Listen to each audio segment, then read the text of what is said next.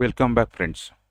In the last couple of videos in Java's core Java series, we have covered in the last video, up to the last video, we have covered data types that can contain only whole numbers.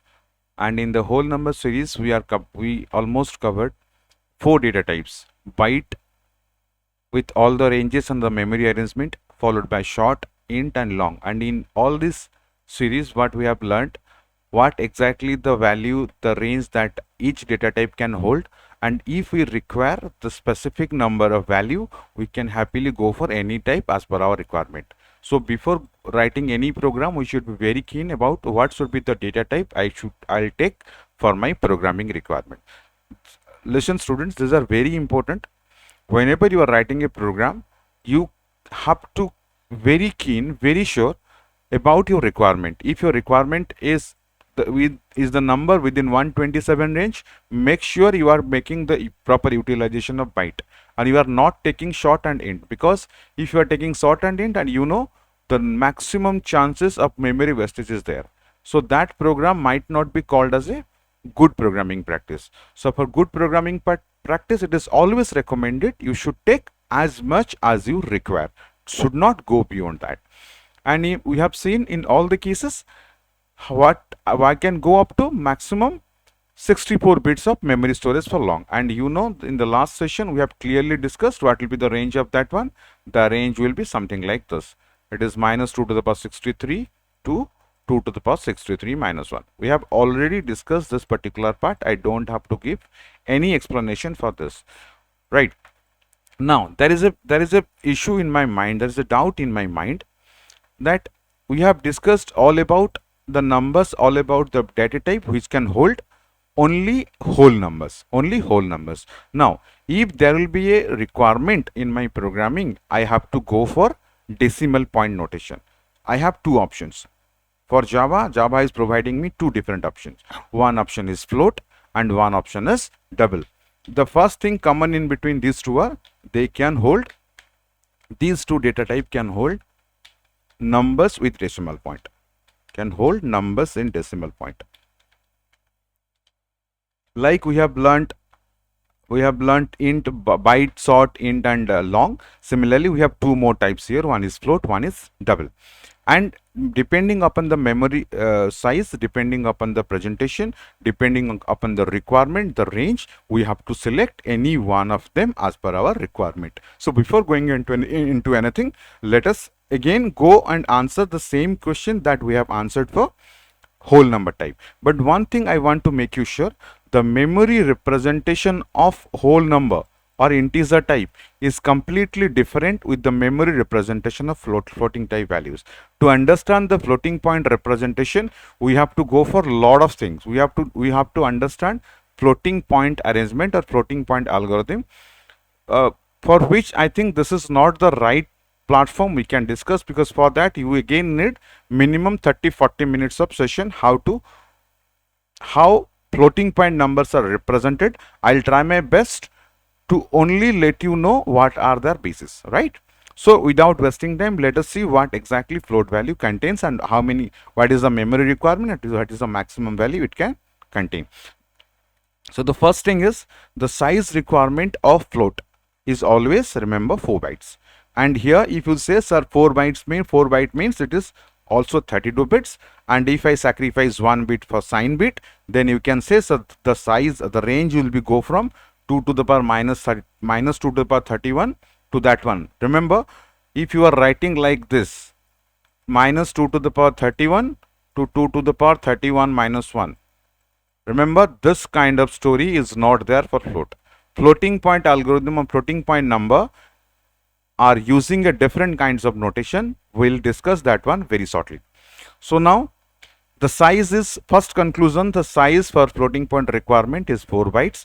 You can say it to 32 bytes, and I'll let you know how that 32 bytes are divided into what category, and what category, what section can contain what type of data, right? We'll go through, don't worry. Number 2, if that is the case, what is the range? What is the range of that one? Remember, the range is minus 3.4 e to the power, e stands for exponent, e to the power 38 to 3.4 e to the power 38. Right? So this is the range for floating point value in Java. Minus 3.4 e to the power 38 to plus 3.4 e to the power 38. Remember this range. We'll see this particular range in our compiler. Don't worry. As we are discussing earlier, we are only believing our compiler. We'll see this one. Let us complete the notes, then we'll go through. The third point is, in case in your programming requirement, you want to go up to, it can hold decimal. If you want to go up to decimal point 6 to 7 digit, then happily you can go for float. Remember this point. But if your requirement is beyond 7 decimal places, suppose I want my number to be represented not in 7 decimal places, suppose I want to represent in more than 7 places. So for that, this is not the right kind of data type you should go for, right? Only if your requirement is within 6 to 7 decimal point, any number followed by 6 to 7, then this is the right data type that you can go for, right? Third point. And the fourth point, remember, floating point value, it always allows single precision. We'll understand what exactly single precision is, don't worry. Single precision, right? So these are few points about floating point. I repeat, floating point is requiring 4 bytes. The range is this one. Decimal point, it can handle up to maximum 7, and it allows single precision, right? Now there might be a biggest question in your mind, sir, the memory requirement for float is 4 bytes. Similarly, the memory requirement for int is 4 bytes. Now, the same RAM, the same memory gives us 4 bytes. The same memory float taken as 4 bytes. Now, how come the range will be so much difference? Because if I'll talk about integer, the range is only minus 2 to the power 31 to something like that. But this one is a huge one than this particular range. How this has happened? To understand this, we need to understand few things. We need to understand floating point memory arrangement. Then we can understand why the range is so huge. To understand this, let us look at the table, look at the drawing just I am doing here. Suppose I am talking about single precision, right? Remember, floating point numbers, all the floating point numbers are basically represented in terms of mantissa and exponent. Remember this point. They are always represented in terms of mantissa and exponent. Let us understand this one to a simplest format. I cannot explain. I could not able to explain all the things right now, but I'll try my best to make you understand about few things. Suppose I want to represent 9 into 10 to the power 8 in memory in floating point algorithm or in floating point format. In floating point format, the memory is, or the presentation is, divided into 3 categories. One section is mantissa, second section is the base, and third section is the exponent. Remember this point, right? Since this particular number is in decimal point, I said the base is always 10. What is the mantissa here? If I'll follow the notation, the notation is plus or minus mantissa base to the power exponent. If I compare this one, 9 is my mantissa, 10 is the base, and exponent is 8. So this is how the floating point numbers are represented, right? Here the base is 10. So 2 points are very, very important. One is mantissa, one is exponent, right? And remember, we are representing this floating point number in directly decimal format. But in case of Java, in case of memory management in operating systems, what will happen? I have to convert the number into decimal point. The number is in decimal point, I have to convert that one in binary. Then we can arrange that one in a mantissa and exponent format. Now accordingly, that particular format will follow, right? So let us understand what is the mantissa requirement, what is the base requirement for floating point. We are talking about single precision. Remember, in single precision, if I'll talk about the entire one, suppose I'm talking about base. Base in floating point is always we are taking 2, because all the floating point numbers in Java need to be converted into binary before arranged in memory. So base is always 2. Remember this point. And you know, the most significant bit is always a sign bit. For that, it will take definitely how many bytes? 1 byte. 1 bit, I'm sorry, it will take 1 bit. Don't forget, we have to take the entire calculation for 32 bits. So first bit we have sacrificed for sign bit. Remaining how many bits are there? Remaining 31 bits. Now we have two more notations there. One is exponent and the second one is mantissa, right? Now this exponent and mantissa will be divided into some bits. Remember, in the single precision, the exponent is always represented in 8 bits. Similarly, the mantissa is always represented in 23 bits. If you calculate 23 plus 8 plus 1, that is concluded to 32. So this is how the memory arrangement of floating point numbers are there in memory. So you cannot compare this one with the floating point arrangement. In floating point, you say directly 1-0 format, it will be stored. But here, that is not the case.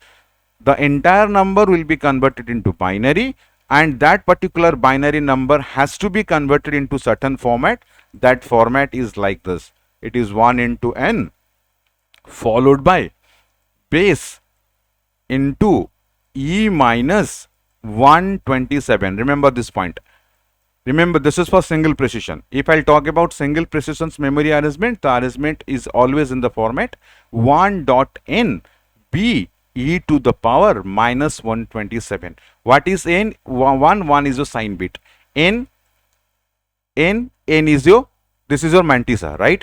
And b is the base. Base is always 2. And you need to find out what is the exponent. And for single precision, remember, the exponent formula should be b base e to the power minus 127, right? If you want to go for a calculation, let us go for an example. Suppose I want to represent 4.5 in floating point single precision algorithm or single precision format. It is in decimal number 10. If I convert this one into binary, the exact way I can found is 100 dot. For 5 I can write, I think, 1. Now this is in base 2, right? Remember, we need to convert this one into, we need to understand how this particular number can be arranged in memory, right? So I am just removing this one. I am just calculating this one. Suppose the number I have remembered as 100.1. This is in binary. I need to represent this one. So what we need to do, let us normalize this one. How do I normalize this? There is a simple format. For normalization case, I need to float the decimal point from here to somewhere. Suppose I want to float the decimal point from this point to the last but one point. So I am rewriting that one 1.001. Since I have promoted this decimal point 2 places below or 2 places behind, what I need to write? I need to write 2 to the power 2. If the digits could be 3, I should write 2 to the power 3. Now look at this one.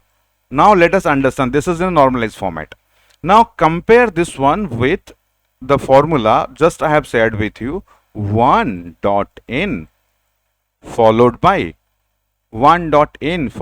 base e minus 127. Remember this one, e minus 127. Now if I compare this one, you can say 1 is done. For mantissa we are finding 001. What about this exponent? Because now you can say exponent like e minus 127 equals to how much? If I talk about that, you can see in the expression here 2 is there, and in place of 2 we have e minus 127. So e minus 127 equals to 2. That means what is the value for exponent? Exponent value will be 129, right? Now this 129 need to be converted into binary. If you convert 129 into binary, let us see what is going to happen. 2, 2 6 are 12, 4, then 1, then again 2, 32, 2, 16, all are 0, I hope. 16, 0, 2, 8, 0, again 2, 4, 0, 2, 2 2s are 4, again 0, 2 ones are 2, again 0. So the answer will be 1, 1, 2, 3, 4, 5, 6, 1, 2, 3, 4, 5, 6, again 1. So this will be 129. So let us conclude here. The format I found is, previously the format was 1.001 into 2 to the power 2. If I normalize this one, what I find? 1 dot n, then base to the power, base means 2, 2 to the power how much? I am finally concluded it to 120. The exponent is now, this e is now how much? 129. And if I convert 129, I found this. That means I have 3 conclusions here from that expression. What I found, let me rewrite the things again. What I found if I put that into this formula, 1 dot n followed by b to the power e minus 127. Remember, 127 is only for sorry, 127 is only for single precision. If we'll talk about a double precision, the things could be different. We'll see to that, don't worry. This is only for single precision. Now in this scenario, what we have done, we have calculated that particular one to 1.001 into 2 to the power 2. Now here 1 is the sign bit. If I plot the graph, let me do that. You know, the first bit means this is the 31, this is 30, right? 30, 31, this is one bit. This bit will represent the sign bit. The sign of this one is positive, so this is 0. Next, 23 to 30, 8 bits are representing your exponent. And from 0 to 23, this will be representing your mantissa. Now, what is the exponent here? What is the exponent here? We have just calculated. Exponent is 1, 6 zeros and 1. How many bits are here? Exact 8 bits. You can count exact 8 bits. So you can rewrite the exponent here. 1, 6 zeros followed by 1. What is the mantissa? Mantissa is 0, 0, 1. So I can write 0, 0, 1 followed by, how many bits are there? 23 bits are required. So remaining you have to fill with all zeros. So this is how 4.5 is represented in memory in terms of memory management floating point in terms of single precision. If I am talking about float, float means it allows single precision. Single precision means your exponent will take 8 bits and your mantissa will take 23 bits. Sign bit is fixed. Even if for double, even for single, the sign bit is fixed. So this is a small way we can able to understand how the floating point numbers are basically represented in memory, right? And if you, in this scenario, in this series or in this way, if you calculate 3, 2, 7, 6, 8, you can find very easily it can be accommodate in this particular 4 bytes. Even more number can be accommodated. I think you got your answer. Even if the series are, the length for the memory requirement are same, the range are completely different because of the memory representation, and the memory representation for this one is single precision. You can write it in single precision. We can also write one more point. If you want to add, you can add that point. What we can add as a 5th point, here we are taking the sign bit as 1. Remember, the sign bit is always 1, and if you want to represent exactly the bit number, it is from 30th to 31. Or you can say the 31st bit. Only the 31st bit represents a sign bit. Okay, that is again one bit. Similarly, for 23 to 30, how many bits are there? The bits are 8 bits. These 8 bits will represent, these 8 bits are representing exponent. And similarly, the last one, that is from 0 to 22. Total 23 bits. 23 bits are representing mantissa. Now this is how your floating point number is represented in memory. I think you could able to understand what exactly single precision is. That is the first one. Next, come down to the second one. In second one, the memory requirement for double type. In case if you want your number to be corrected up to 16 to 17 decimal point, then double is the best choice. Double not exactly is the best choice. Double is the only one choice in float. So the size is, memory size is 8 bytes. That's the first requirement. Number two, if I'll talk about the range is a huge one. Like it's minus 1.7.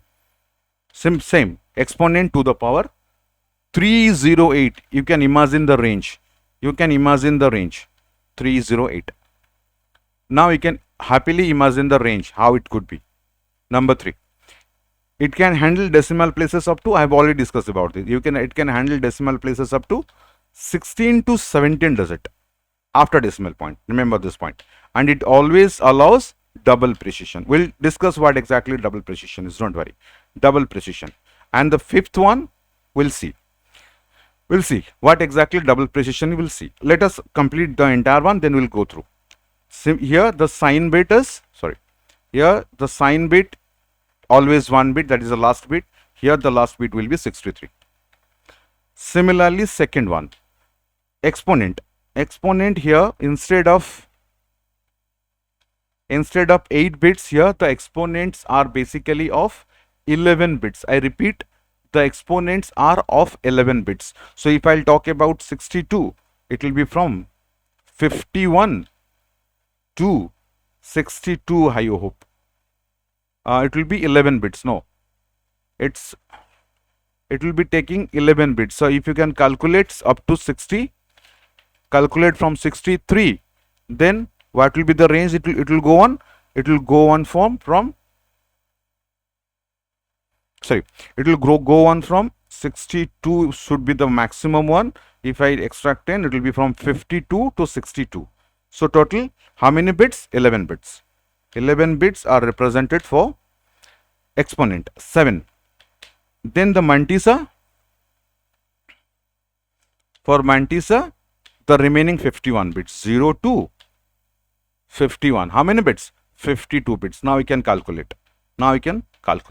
52 plus 11, 63 plus 1, 64 bits, right? Now here you can say the formula is same, 1 dot n.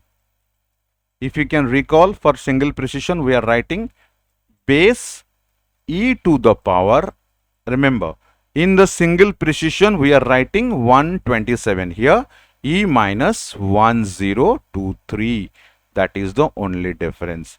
And if you calculate this, you can find, you have to calculate the same way that we have calculated for single precision. If you calculate this one in the same fashion, you will find every exponent in the double precision will fall into 100% pakka to 11 bits.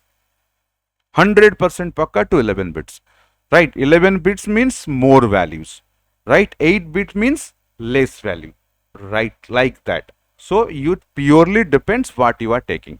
If you are taking a double value or double type, the range is completely different. If you are taking a float value, the range is a smaller range. The major difference is it can hold up to 6 to 7 decimal points. It can hold up to 16 to 17 decimal places, right? If at some book you can find it is from 15 to 16, that is also accepted, no problem in that. But let me tell you the real tragedy in floating point algorithm or floating point representation in Java. In floating point representation of Java, Java founds the floating points are different. Floating point arrangements or ranges are different for different, but some uses 5 to 6, some systems use 6 to 7, like that. Maybe this is system dependent. So that's why Java, you can take a note of it, Java introduced one more access modifier called as strict FP. Strict FP. This is one modifier introduced in Java. This particular modifier confirms strict FP matlab strict floating point. It confirms every floating point calculation will be done in terms of IEEE 754 standard.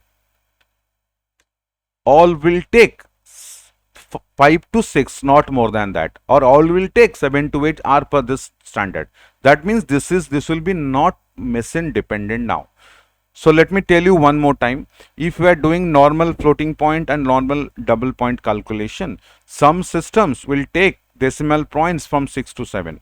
Some will take from 5 to 6. That purely depends upon the internal architecture of the system, right? So that means this floating point number is system dependent. To overcome this particular problem, Java introduced strict FP access modifier, right? What it does, it will bring all these two, floating point and double point, for all the systems into a single platform, right? All of them will behave similarly, exactly same, not 5 6 not 7 8, all will behave same. So this is why strict FP access modifier has been introduced. Now in this series we are just completed about discussing numeric data type, as we have only 4 data types per whole number and 2 data types per decimal point value. Now let us go into the non-numeric part. In non-numeric part, we have again 2 values, 2 data types. One is Boolean. We'll complete Boolean, then we'll go to character, right? As you know, Boolean, it can contain maximum 2 values, maximum one of the 2 values.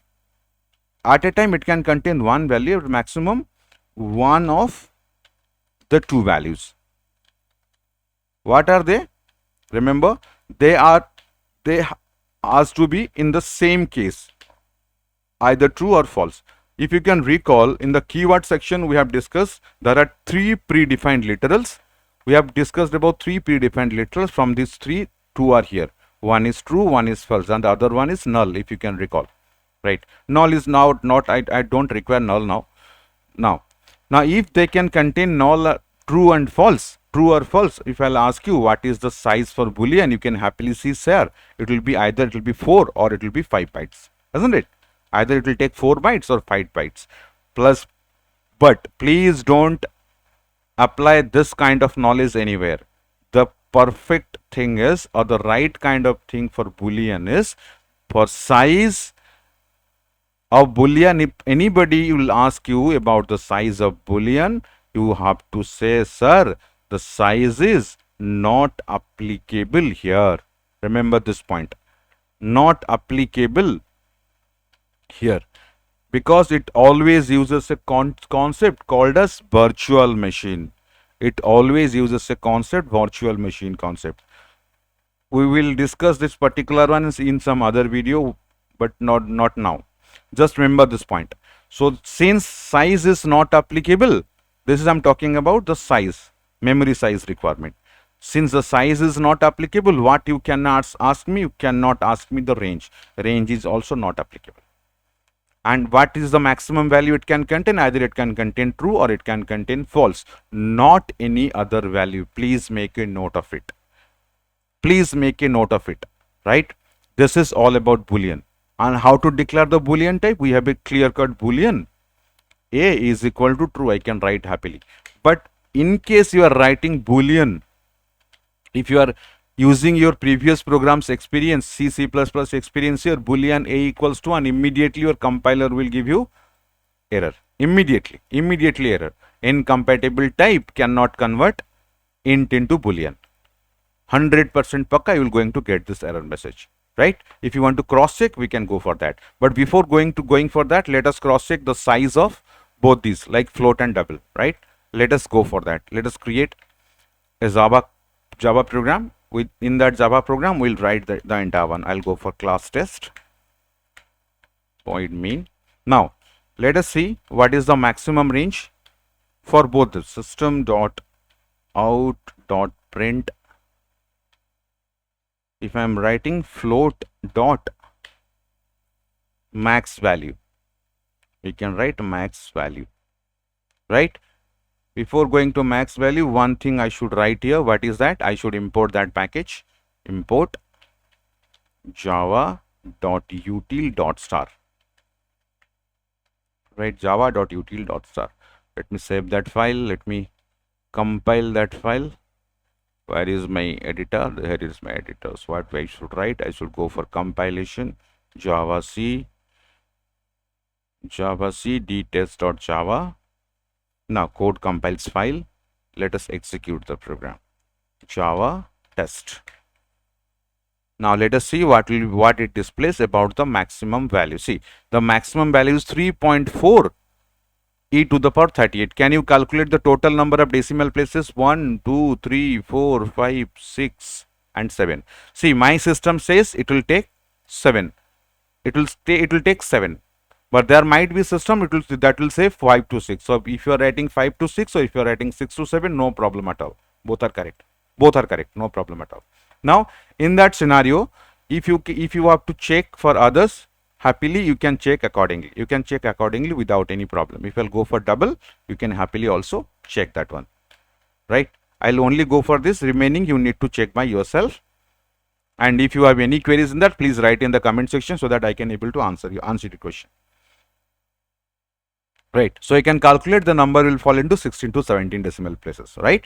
Okay. Now the next one is we are talking about Boolean. Right. Suppose I am writing Boolean b equals to true. You said, sir, no problem at all. True is a Boolean literal. I can happily compile the code. Definitely will compile fine. No problem at all.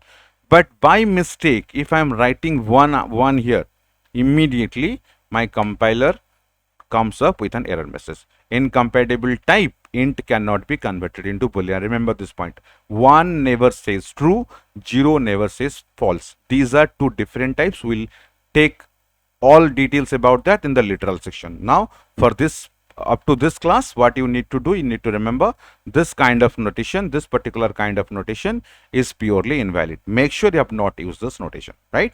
Now we are in the last section of the data type, that is character. Let me go for character, right? Once we complete character, we'll conclude this session and the data types part is almost over. And few points I want for data type, that is as the class progresses, we'll go on adding different stuffs into this, right? So make sure you understand all these points. Now, those people who are coming for C and C++ background, if I'll ask you, I'm taking a character data type. What is the size requirement for character? You can happily say, sir, character will take 1 byte. And what it can contain? It can contain maximum up to 256 character. That means all the characters that are present in my keyboard.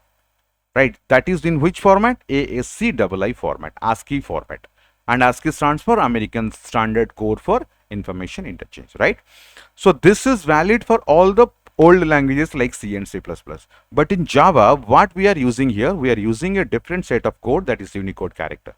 Now, the advantage of using a Unicode character is it can accommodate up to 65,535 characters. Yes, you heard it right. Instead of 256 character, we can accommodate 65,335 character. Right? The range is enhanced. Now you can ask me, sir, you just you told now maximum this much of character is there in my keyboard. How can I do that? So what Java gives you the flexibility. Not only ASCII characters, for ASCII characters happily you can store everything in 256 character, right?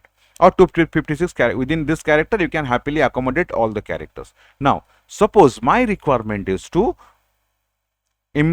present the characters of Thai language, present the character in Russian language, in Tamil, Telugu, maybe in Odia. I want the characters from all these languages, right? To maintain or to achieve this particular kind of facility, this particular kind of thing, Java says I'll be okay with Unicode characters. So Unicode characters, remember, Unicode characters always requires 2 bytes for its presentation, not 1 byte. 1 byte is only for ASCII code character. So Java happily uses what? Unicode character. That is the first difference. Second difference, you know, all the characters are represented within single quote. This is also you can represented in single quote. Along with that, in order to represent all the Unicode characters, you need to represent that one in this format. A \U followed by 4 digit. Remember, all these 4 digits are in hexadecimal format. So all the Unicode characters are always represented in hexadecimal format. Make a note of this particular one. ASCII codes are not represented in hexadecimal, but here they are Unicode characters are represented in hexadecimal format. But that should be preceded with \U. Remember that point. In ASCII code character, we can represent only 256 characters, for which 1 byte is more than enough. but for Unicode we require one more byte. So that's why the memory requirement is 2 byte. So in your interview room, if somebody is asking you what is the size of byte in Java, you can happily say Java is taking 2 bytes to represent all the characters, to represent the character, right? So now in this scenario, what we have done, we have completed up to different data types, different primitive data types that is there in Java, right? One more data type, or one more not exactly data type, one more class that we are using frequently as data type for our conveniency. I'll talk about that one in some other videos, but up to this, if somebody will ask you how many data types are there in Java as primitive, we can happily say total we have 8. 4 are whole numbers, 2 are numbers with decimal point, 2 are numeric, two among them is one is boolean, which can hold true and false. The size of this one is not applicable. Similarly for character, the size is 2 bytes, which can hold this much of data. And the reason is it is not using ASCII code character, rather it is using what? It is using Unicode characters. Make sure all of you could able to understand this point, right?